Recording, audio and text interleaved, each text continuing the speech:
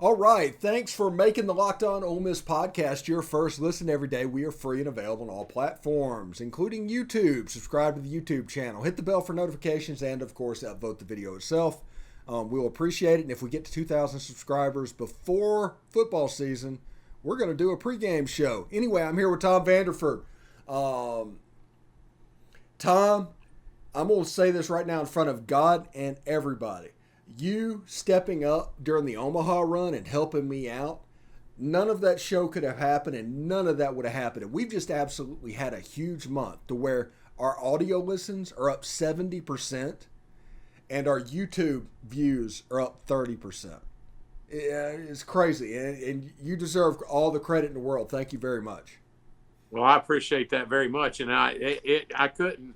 Like we talked Sunday briefly before. Yeah, I wasn't feeling the greatest, but hey, man, you win a natty, you suck it up, you put on your big boy pants, and you have a little fun. Yeah, you do what needs to be done at that point, I think, right? Right, exactly. Well, we'll start there. Since this has happened since Sunday, it's been like 5 days at this point. And just so everybody knows, we're recording this on Thursday. Is this set in at all? Oh yeah. It's been wonderful. It's been wonderful. I've actually had some state folks at work begrudgingly congratulate me, and some actual heartfelt congratulations. So that was kind of neat. But yeah, it's set in. Watching I of course got on YouTube yesterday and watched the yesterday evening and watched the parade and all that stuff, and that was exciting. Of course, this morning I checked out the ceremony at Swayze. I thought it was really classy what Elko said. He said he didn't want a statue of himself, that he would rather have a statue of the whole team hoisting the national championship trophy. I just thought that spoke volumes about the kind of person that he is. Yeah, you remember my idea, basically, is Tim Elko, Justin Bench, and Kevin Graham recreate the Omaha type statue that they're famous for. Yeah. Recreate that and it would be cool because all three of those guys deserve credit, and for some reason Kevin Graham is just criminally underrated on this team. I don't know why. He's the best hitter potentially we've ever had. He's a wonderful contact hitter. He's a good guy. He'll be playing in the major leagues someday. I'm telling you, he's that good. Yeah, he has a very unique bat. Okay. Yeah. Now we're going to switch gears real quick. That was our baseball thing. If everybody just wanted baseball, it's that. The big news that happened today is that USC and UCLA was negotiating with the Big Ten, and it has come out since then that they have formally applied to the Big Ten, and by tonight it could be accepted. What are your thoughts on this, Tom? As soon as I heard they were thinking of leaving the Pac-12, I just automatically thought Big Ten.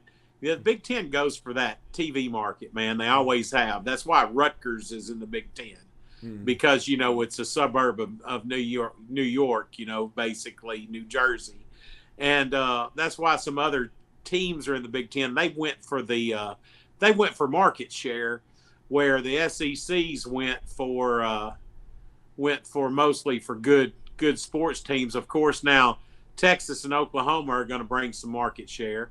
Yeah. And like I read online and talked with you and some other people briefly today, I really like the idea of Miami, Florida State, North Carolina, and Clemson joining what used to be the SEC into one of the super conferences. And I see the Big Ten being the other super conference. And then I see those two super conferences breaking away from the NCAA.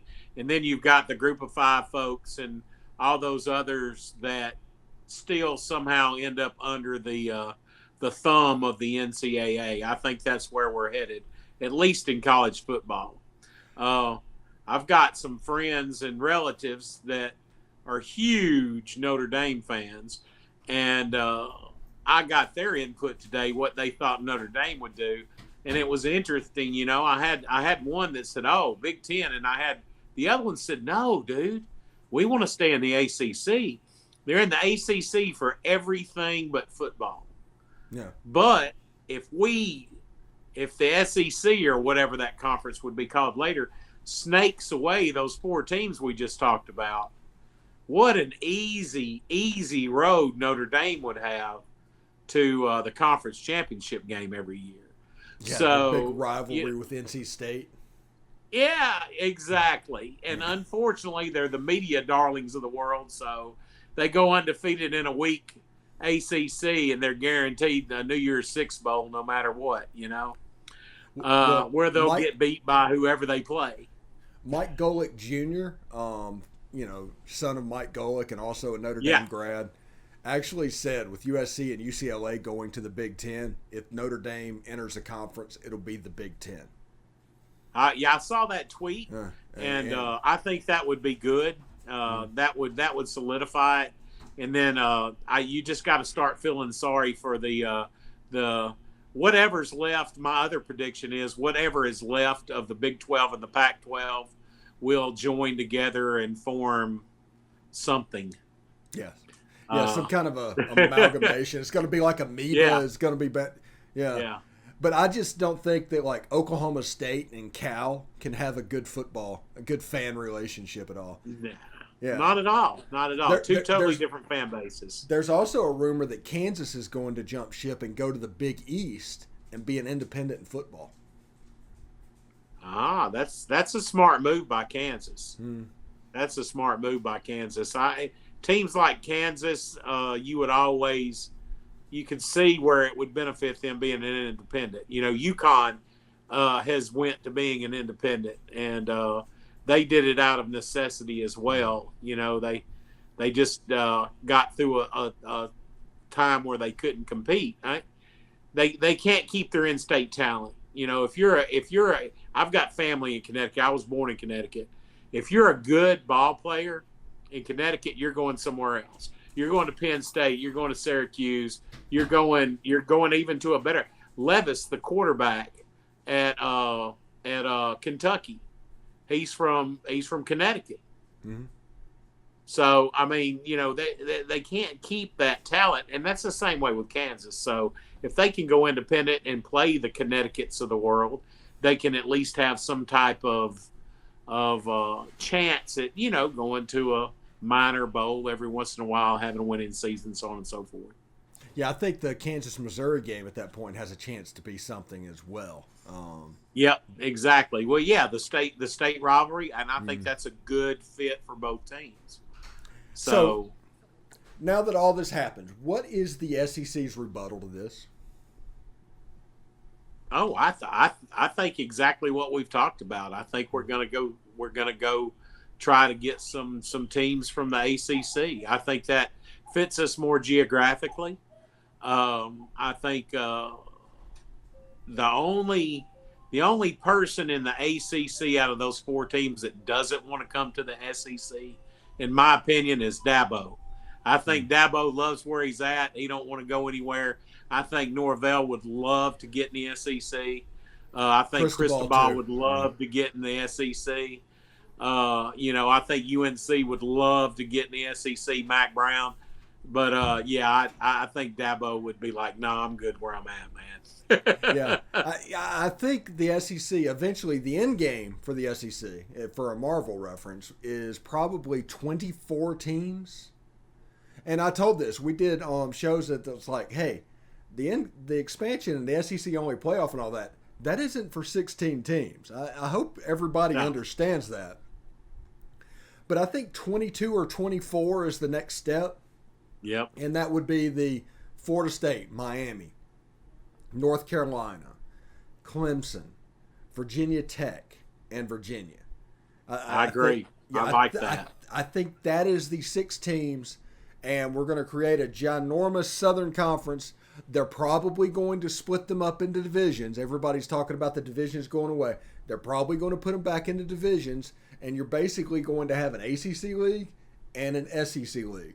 And they're going to meet together to in some kind of a 4 or 8 team playoff with the winner that can go on to the college football playoff. That's the way I would do it, and I think we're going down that road. I think you're right. It's going to be interesting to see what happens. Of course, it's all about money. It's all about revenue, and that's the whole reason you're seeing this UCLA and USC move to the Big Ten. It's all about revenue. Each of these super conferences is going to have a huge television contract, and of course, the SEC also wants that additional basketball and baseball presence and footprint as well. The SEC, with the addition of Texas and Oklahoma, and if we got those other teams, that's a whole lot of the College World Series this year from the SEC. I mean, you take out Stanford, Notre Dame, and it's all SEC. Yeah, and you think about it. If Ole Miss adds Miami, Florida State, Clemson, and North Carolina, that's a lot of College World Series there too. Oh yeah. It's I think that we'll end up being, we are now, but I think this will just solidify us being the dominant conference in college sports. And you get with Oklahoma, it makes our women's softball better. With Florida State makes women's softball better. Oklahoma gymnastics. We have some I wish Ole Miss had gymnastics, but you've got Auburn and Bama and Georgia, and so that it'll just make the gymnastics better too. So it gives us a more well-rounded conference, and I would love to see us expand some in women's sports, but I don't know if that'll ever happen. I would love to see us have a gymnastics team. And if all this expansion that's going to happen and everything, there's an SEC network that's in Charlotte. There's also the facilities for an SEC network 2 in Austin. Yeah. They're completely self-sufficient. They can do absolutely everything. Oh, yeah, that Longhorn network, man, so there's all kinds of stuff. And, of course, ESPN's not stupid. Like me this year, I'm going to be homebound for a lot of the football season. And I'm going to be watching my Rebs on the big screen, and if I have to pay extra, I'll pay extra. So they know that their money is made with the SEC. Not just with ad revenue, but subscribers to the ESPN Plus or anything else that they would come up with. If Ole Miss was playing Texas this year and I had to subscribe to the Longhorn network to watch it, I would. We've done that before, actually. Yeah. Yep, when we played them down in Texas. Yeah, I remember for 2 weeks trying to figure out how I could get the Longhorn network at my house and everything. Which cable provider did I have to have the Longhorn network in Tennessee because of that game? Oh, yeah. Yeah. So, Tom, thank you very much for stopping by. And everybody, get more of the SEC by logging on to Locked On SEC. Make that your second listen every day.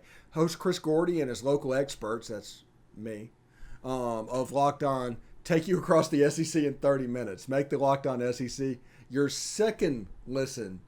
It's Locked On SEC. Tom, always a pleasure, buddy. I will talk to you again next week. And as always, buddy, get well. Do whatever you can to take care of yourself, bud. Yes, sir. And hotty toddy. Hotty toddy.